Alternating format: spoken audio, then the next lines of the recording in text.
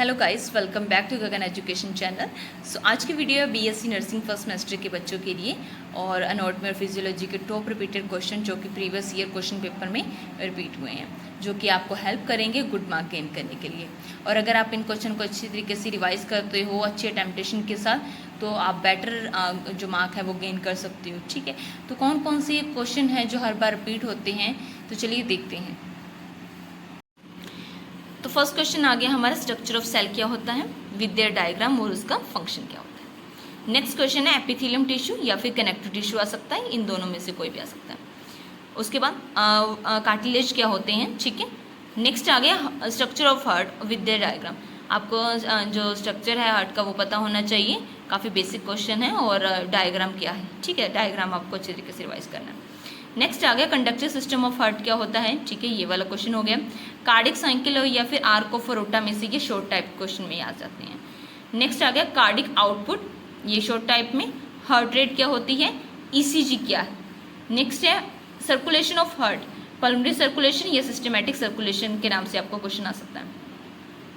Next है circle of विलाइस, ये 5 number में क्वेश्चन देखने को मिल सकता है आपको। नेक्स्ट है पिट्यूटरी ग्लैंड क्या है, उसके फंक्शन क्या है।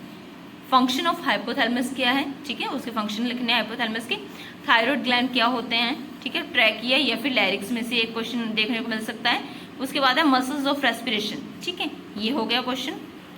नेक्स्ट है गैसेस एक्सचेंज इन लंग्स, ठीक है, या फिर नॉर्मली लंग्स के बारे में पूछ सकते हैं। लिम्फ नोड क्या है, प्लेन के बारे में क्वेश्चन, शॉर्ट क्वेश्चन आ सकता है।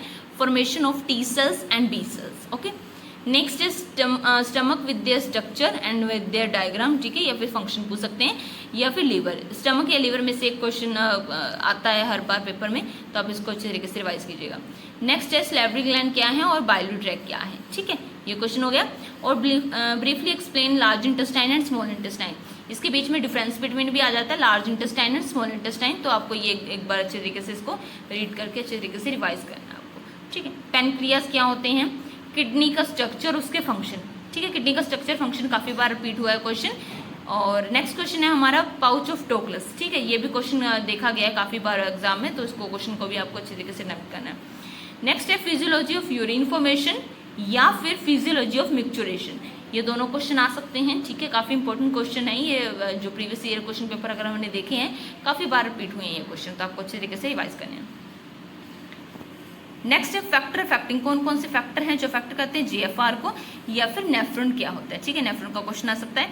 नेक्स्ट है स्ट्रक्चर ऑफ स्किन, ठीक है, स्ट्रक्चर क्या है स्किन का, ठीक है, विद देयर डायग्राम। और नेक्स्ट है regulation of body temperature, most important question है ये, रेगुलेशन ऑफ बॉडी टेम्परेचर। उसके बाद है वुंड हीलिंग क्या होता है।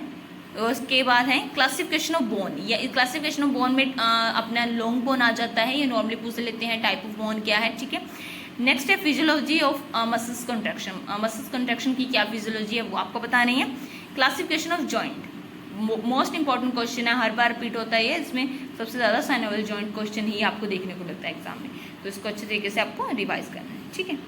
नेक्स्ट आता है फंक्शन क्या है स्केलेटल मसल्स की, ठीक है, स्मूथ मसल्स क्या होती हैं और कार्डिक मसल्स क्या होती हैं, इसको एक्सप्लेन करना है, ठीक है। फीमेल रिप्रोडक्टिव सिस्टम क्या है, इंटरनल या फिर एक्सटर्नल जेंटिला के बारे में भी पूछ सकते हैं, या फिर नॉर्मली सीधा भी पूछ सकते हैं। ओवरिस क्या है, विद देयर डायग्राम रिवाइज करना है। स्पॉट ऑफ यूट्रस, ठीक है, ये वाला ऐसे क्वेश्चन शॉर्ट टाइप में आया हुआ है पहले। स्पर्मेटोजेनेसिस या फिर मेंस्ट्रुअल साइकिल, इन दोनों में से देखने को मिल सकता है। नेक्स्ट है स्ट्रक्चर क्या है ब्रेस्ट का, ठीक है, हीमोस्टेटिस क्या होता है, या फिर ब्लड ग्रुप क्या होता है, ये क्वेश्चन आ सकता है आपको। ल्यूकोसाइट्स क्या होते हैं, डब्ल्यूबीसी के नाम से आपको क्वेश्चन आ सकता है। अरिथ्रोपोइसिस क्या है और उसकी स्टेजेस क्या है और कौन कौन से फैक्टर्स को अफेक्ट करते हैं। सीएसएफ, ठीक है, क्वेश्चन हो गया। या फिर न्यूरोमस्कुलर जंक्शन क्या होता है, ये आ गया। स्पाइनल कॉर्ड क्या होती है, ये क्वेश्चन हो सकता है। वेंट्रिकल्स ऑफ ब्रेन, ये भी काफ़ी बार पूछा गया क्वेश्चन, इसको भी आपको अच्छे तरीके से रिवाइज करना है। क्रेनियल नर्व्स क्वेश्चन हो गया। नेक्स्ट हो गया सेरिब्रम क्या होता है और उसके फंक्शन क्या होते हैं, ये काफ़ी बार रिपीट हुआ है क्वेश्चन। रिफ्लेक्स आर्क, ठीक है, रिफ्लेक्स आर्क क्या होता है। ब्रेकियल प्लेक्सस जो क्वेश्चन है वो आपका 2023 में आया था क्वेश्चन, तो इस बार भी आप इसको एक बार रिवाइज कर लीजिएगा, क्या पता इस बार आ जाए, ठीक है। तो ब्रेकियल प्लेक्सस आपको याद करना है।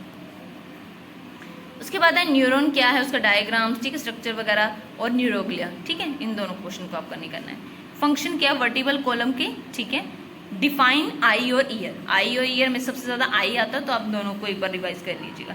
मैकेनिज्म क्या है हियरिंग की, और फिजियोलॉजी ऑफ साइट क्या है, ठीक है, ये क्वेश्चन आ सकता है। नेक्स्ट हमारा आ गया डिसीज में कौन कौन सी आ गई। आयरन डेफिशिएंसी एनीमिया क्या है, हीमोलाइटिक एनीमिया क्या है, मायोकार्डियल इन्फेक्शन क्या होता है, हाइपरटेंशन या हाइपोटेंशन, स्पाइना बाइफिडा क्या है, ग्लूकोमा क्या होता है, gigantism, acromegaly, goitre, diabetes mellitus, hypothyroidism, emphysema, asthma, rickets, myasthenia gravis क्या है, स्ट्रोक क्या है और शोक क्या है। नॉर्मली आपके फिजियोलॉजी पार्ट बी में जो लास्ट क्वेश्चन आता है, right short note on any 3, उसमें से 1 या 2 डिसीज आ सकती हैं।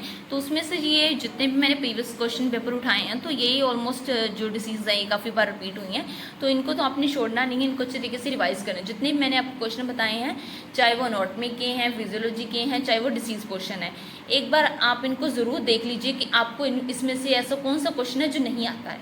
जो नहीं आता है उसको देखिए कि उस क्वेश्चन में क्या है और क्या पूछा है और हमने क्या लिखना है, ठीक है। और डायग्राम की प्रैक्टिस कीजिए ज़्यादा से ज़्यादा, ठीक है। नर्वस सिस्टम के डायग्राम हो गए, हार्ट का डायग्राम हो गए, ठीक है, ये काफ़ी इंपॉर्टेंट डायग्राम हो गए। और उसके बाद किडनी का क्या है डायग्राम, और काफ़ी इंपॉर्टेंट क्वेश्चन है जैसे CSF क्या होता है, ठीक है, ये काफ़ी इंपॉर्टेंट क्वेश्चन है।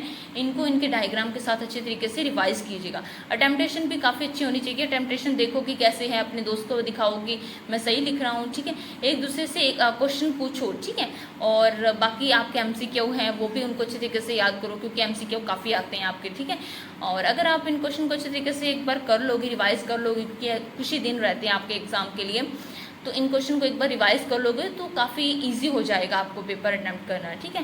क्योंकि ऑलमोस्ट यही क्वेश्चन है जो हर बार रिपीट होते हैं, ठीक है। तो काफ़ी इजी रह जाएगा आपको। ऐसा नहीं होगा कि एग्ज़ाम कैसा आएगा या फिर क्वेश्चन कैसे आएंगे, तो काफ़ी इजी हो जाएगा अगर आप इन क्वेश्चन को कर लेती हो। तो कैसी लगी आपको ये मेरी वीडियो, लाइक कीजिएगा, शेयर कीजिएगा और मेरे चैनल को सब्सक्राइब कीजिएगा। Thank you so much for watching this video.